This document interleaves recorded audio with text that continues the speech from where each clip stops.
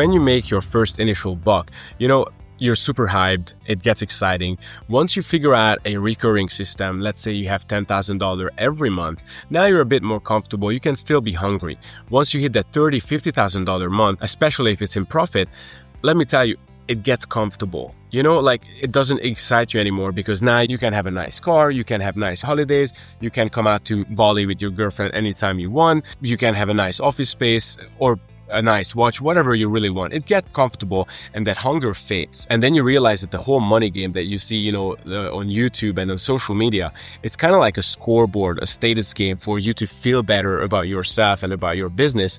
But what really determines how you live your life has to come from within you. So essentially these numbers were just a scoreboard for a game that you didn't fully understand. But let me explain a little bit how I think about the new money and what is the new money trap. You know how in the 1990s the internet came around, and then the iPhone came out, and then the App Store came out, and then basically we went from Web 1 when you only read the web pages to Web 2 where you can now log in with your email and start, generating content, build a personal brand, and sell value digitally. That was the first time ever that shifted something in business. And now with AI coming around is the next second time there's a big shift coming. For me, new money is basically the first way of figuring out how to make these $10,000, $20,000, $30,000 months. And the internet and AI has made it a lot easier than ever to make money online, whether it's through personal branding, whether it's through content as a service, whether it's using AI, deploying AI systems, creating content for others, for yourself, building anything online. As a matter of fact, you can now use Cloud Code and build any type of software or vibe code, anything within a few days without much knowledge. So if you have a little bit of business acumen, you will know how to sell and turn this into money. But this new money alone and this method of making money is just a treadmill. You're constantly running on it. You're actually going for the next income, the next cash flow. You want to grow it, but as soon as you stop, or even if you build out great systems, you're not usually going for an exit. You're in it for the cash flow. And usually if you stop running, that cash flow stops. And it decreases and goes down, and suddenly your mental health goes down with it. And that's what I call the new money trap. Because if you think about it, it's not actually wealth. It's just a well-paying job for yourself, maybe a business that keeps your life comfortable, but it might not pay for your grandkids' college tuition. So how do we turn this into old money? And by old money, I don't actually mean for your kids to be born rich or at all. Old money, in my opinion, is not just being born rich, but it's understanding that when you're in the money game, you have to think generationally. You don't want to make a decision what will pump on the meme coin market in the next 6 months, but you want to think of okay, in the next 20, 30 years, how can I grow the income that I've once collected into assets and new cash flows that will generate more and more abundance in my life. And what I realized that every old money family, every rich, wealthy family once started with this exact same decision. They realized that they want to go for the long term. They want to play the money game for the long term. And they said, I'm not just going to earn money, but I'm going to build something that will go on and earn for generations. And that decision, turning new money into old money, is probably the most important financial decisions that you will ever make in your life. And that decision takes decades of planning and not only a few months and not only hype on social media when you see your next influencer promote a new AI tool or a new, system that will make you $10,000 a month. After studying wealthy families and people, both from my network and from books and podcasts and meeting through networking events and friends of wealthy friends and so on, I realized that everybody is playing a very, very strategic game with their money, and they're not chasing the next $10,000 months. As a matter of fact, I was always so interested in actually learning about business that I went through a business administration degree, an MBA, and a master's in finance, so I understand the full scope of how money works. And two of the most valuable inputs came from one, Ray Dalio, understanding the economy and how that works. If you read the Ray Dalio books, The Principles and the Changing World Order, then you understand how big governments, institutions look at long-term trends and how the economy works.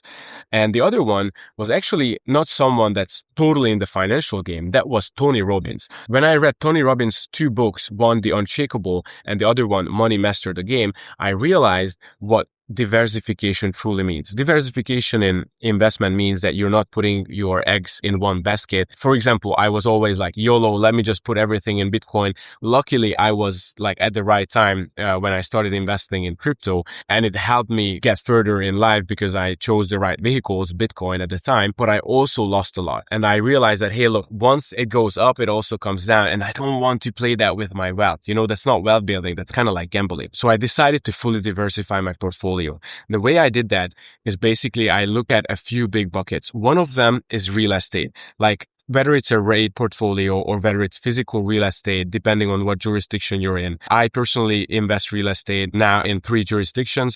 One of them is in Hungary, where I'm from. The other one I'm looking at is Dubai because of the long-term and stable security of money and investments there. And the third one is a little bit of real estate gambling in Bali. It has big returns, but you don't actually own the land there or here, as I'm recording it from here. So one bucket is real estate for me.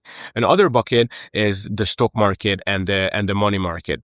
Now, within the stock market, or the money market, there are also several ways to invest. The best to go with if you don't have any investment, and this is not a financial advice, this is what I do, basically get index funds. You can never go wrong with S&P 500 and maybe a tech index, investments that are likely to grow as the whole economy is growing. Another bucket is precious metals. Gold and silver has been generationally holding value very, very good. It only has smaller dips, let's say once every decade, like what we've seen from 2013 to 2016. And just recently, we've seen a huge hyper run of gold because of the geopolitical environment that we're living in. And once you have these buckets, then you can go ahead and have a little bit more riskier investments. That's when you can think about crypto. That's when you can think about individual stock picking that you don't actually know how it will go. That's when you can go ahead and fund a friend's startup that might not go anywhere, but if it does, it gives you an amazing multiplier. But that has to be a small part of your entire portfolio, because if that goes up and down, you're still very much secured when it comes to your entire wealth. And over the long term, those investments will grow. And here's the thing. In our generation and below, like I'm 1993, so below me is pretty much millennials and Gen Z. We're so addicted to like dopamine rush with social media that we try to imply and use the same strategy in investment. Like that's why crypto is blooming, because everybody's FOMOing that, hey, I want to be a millionaire overnight. But look, you might become a millionaire overnight, but what if you're not? Then you're wasting time instead of ensuring that your long-term investment and asset building is actually generating long-term value, because the time will pass either or. So if the time passes and you see these 4-year cycles in the crypto market and, Bitcoin goes up and down, at the time of this recording, Bitcoin is $65,000. That's exactly how much it was 4 years ago. 4 years of growth is basically missed if you're just holding Bitcoin. And I'm a big Bitcoin maxi, so I do have an allocation there. But at the same time, if I diversify right, I have gold and real estate and indices in my portfolio, which at the same time, while Bitcoin might be at the same level as it was 4 years ago, the rest of my portfolio actually is up a lot more because of the diversification. But why is it so important to understand this now? The internet has created a lot of millionaires and billionaires over the years. But don't forget that these are the millionaires and billionaires that you actually see on social media and hear from the PR and the news agencies. But there are hundreds of thousands of people that also failed and didn't make it, but you'll never hear about them because they're not in the front line. So why this matters now in history is because it's easier to make the new money than ever before. Whether you start recording videos to YouTube, your TikTok, whether you start scaling companies through digital products, whether you build systems or AI integrations to businesses, you can make new money in 2026, 27 coming up in the decade ahead, because we're going through huge shifts. So when you're up to date and you create new money and you have the knowledge how to turn that into old money, then you will be set for life. And if you're doing it right, it's not only you who will be set for life, but actually generations that are coming after you will also be set for life. That is my personal goal, that I'm not only thinking about me living a good life. I'm fortunate enough to be able to figure out how to make this new money. But now what I have to be really good at is turning this into old money, because me at 32, being able to create this abundance through personal branding and digital businesses and scaling companies all over the world allowed me to understand that, okay, Anybody can have a good life within 5 years of dedicated hard work. But then how do I ensure that my kids, my family, my brother, my sisters can also have this? And that is basically using compounding, using the time for our advantage instead of falling for all the social media hypes that are coming to us from all facets of life and social media. And that's why one of my motto is, if you're not coming from generational wealth must come from you. And as a man in today's society where, the gender roles are changing, everybody's questioning their own worth and identities, I understand that being a strong man is still about provision, still about thinking in the future and building something that real men have been building for thousands of years.